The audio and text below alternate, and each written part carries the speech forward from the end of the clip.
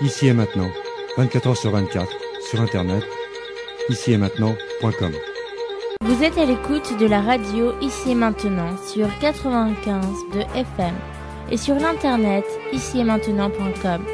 Monsieur Abbassi, écrivain et historien, est avec vous les derniers samedis de chaque mois de 23h à 7h du matin. Son site internet davidabbassi.com. Abbassi A2B-A-S-I. Ici et maintenant, 24 heures sur 24, sur Internet, ici et maintenant.com. Cette nuit, mes chers amis, nous sommes quoi? Nous sommes le samedi. C'est-à-dire une présence de la communauté internationale à Kaboul, une présence militaire, une présence politique. Donc, pour moi, je suis exactement dans la même stratégie, dans la même idée que le commandant Massoud nous a toujours dit. Et malheureusement, il n'est plus là. Donc l'idéal pour nous, c'est que s'ils étaient là, les choses seraient beaucoup plus rapides et beaucoup plus fortes et beaucoup plus solides. Bon, mais nous ne sommes pas loin et nous sommes toujours dans l'esprit des idées du commandant Massoud. Et je suis très content de dire qu'on ne l'a pas oublié. Peut-être qu'on parle un peu moins de lui en tant que nom du commandant Massoud, mais ses idées sont là. Son frère est le vice-président auprès du président Karzai, avec qui j'ai eu l'honneur de travailler pendant quelques mois pendant les élections 2004. Donc son proche collaborateur vient d'être élu pour la présidence de l'Assemblée nationale en Afghanistan. Et le docteur Abdullah, avec qui je travaille, qui était un ami personnel, mais aussi un très proche collaborateur, et non mon ministre des Affaires étrangères, et un certain nombre d'autres personnalités, et y compris le président Karzai. Pendant la période de la guerre contre les talibans, M. Karzai était en contact avec le commandant Massoud. Je me rappelle en janvier 2001, quand j'étais allé dans le nord de l'Afghanistan, le président Karzai était venu avec une délégation de personnalités et on a passé quelques jours ensemble à discuter de l'Afghanistan entre le commandant Massoud d'un côté, Dr Abdullah, M. Karzai, d'autres personnalités, notamment notre actuel ministre de la Culture. Et donc, nous sommes les mêmes gens, la même équipe, le même esprit, rien n'a changé. Malheureusement, il y a beaucoup de travail à faire pour que l'Afghanistan retrouve véritablement la paix, la stabilité et la reconstruction. Alors, concernant la rencontre de M. Karzai avec le commandant Massoud en 2001, M. Mastan, que vous venez de nous citer, cet événement assez important, je ne sais pas si ce n'est pas discret.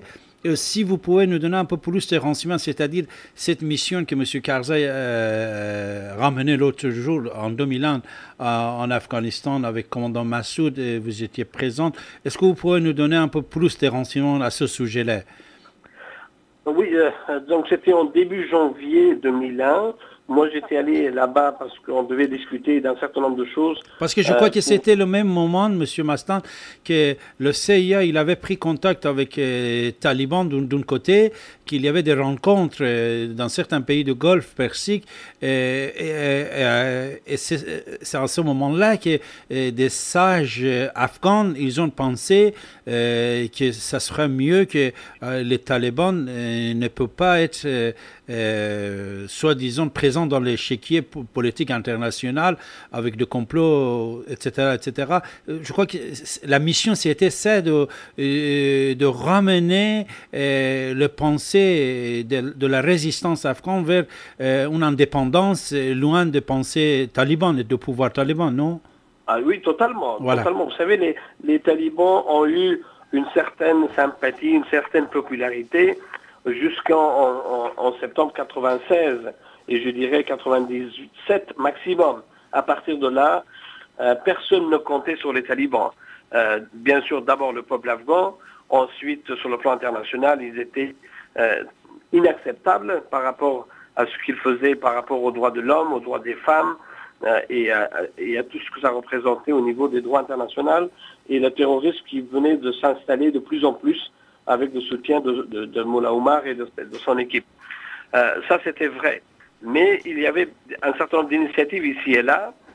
Donc le commandant Massoud, qui était, je dirais, la seule force militaire et politique sur le sol afghan à se battre contre les talibans, mais des personnalités différentes venaient de partout pour discuter à la fois de ce qui se passe sur le terrain, mais en même temps de l'avenir et du futur de l'Afghanistan. Donc dans cet état d'esprit, un certain nombre d'intellectuels afghans venait de temps en temps discuter avec le commandant Massoud, et M. Karzai, avec une délégation d'une dizaine de personnes, était venu à la fois pour représenter ce qu'on appelle le processus de Rome, c'est-à-dire l'équipe qui était autour de l'ancien roi d'Afghanistan.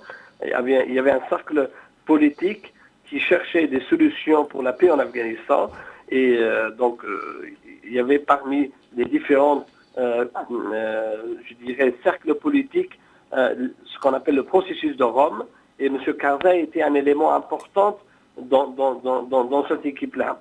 Donc, M. Karzai, avec une dizaine de personnes, sont venus dans le nord de l'Afghanistan, après avoir eu des multiples conversations téléphoniques, échanges de courriers pendant plusieurs mois, entre 96, je dirais, 98, 99, jusqu'à 2001. Et en 2001, il avait décidé de venir et de discuter directement avec le commandant Massoud, de vive voix, sur place. Donc, et par hasard, je me retrouvais à ce moment-là aussi dans le nord de l'Afghanistan. Notre ministre des Affaires étrangères était là. Pendant environ 5 ou 6 jours, M. Karzai, avec ses différentes personnalités, commandant Massoud, un certain nombre de commandants, le maréchal Fahim, Dr Abdullah, M. Kanoni, beaucoup de ces gens-là étaient en train de discuter qu'est-ce qu'on va faire, à la fois sur le plan militaire, donc une analyse de la situation militaire, ensuite une analyse de la situation politique, du contexte international, et ensuite, qu'est-ce qu'on imagine pour que l'Afghanistan retrouve la paix. Donc, c'était des discussions très intéressantes, et ensuite, M. Karzai est allé rendre une visite au président Rabbani, qui était à l'époque à Faizabad, dans le Badakhan, et quelques mois après, le commandant Massoud avait fait ce voyage en Europe que vous vous rappelez. Bien sûr. Ensuite, au mois de juin, le commandant Abdul Haq, un autre commandant, grand commandant de la résistance de le sud de l'Afghanistan, était aussi venu au Tadjikistan et ensuite à la frontière afghane pour discuter avec le commandant Massoud. Bon, pour ne citer que cela, mais il y avait beaucoup de gens, des commandants moins importants, des commandants plus connus, tout le monde se retrouvait autour du commandant Massoud à l'époque, à la fois pour mener la résistance, mais à la fois pour parler de la politique. Donc voilà un peu le contexte de l'époque. Et et aujourd'hui, nous sommes, je dirais, quand je travaille aujourd'hui, à chaque fois je me rappelle de ces conversations-là, à ce moment-là, où on parlait d'une Loya Jirga, on parlait des élections, on parlait de la reconstruction, on parlait d'un engagement de la communauté internationale, des pays de l'Europe, des États-Unis et d'autres. Donc tout ça, ça se passe à peu près dans la même état d'esprit et nous sommes tout à fait contents. La seule chose qui nous attriste, c'est que le commandant ne soit plus parmi nous aujourd'hui. Monsieur Mastan, si on n'est pas discret, le projet de l'année 2001 que M. Karzai il avait ramené, c'était quoi ce projet qu'il a mis dans le table de discussion avec le commandant Massoud et ses amis? C'était donc la première chose, c'était à la fois comment faire en sorte que cette résistance militaire se maintienne, qu'est-ce qu'il faut faire, quelle est l'analyse que le commandant Massoud faisait à ce moment-là des points forts et des points faibles des talibans.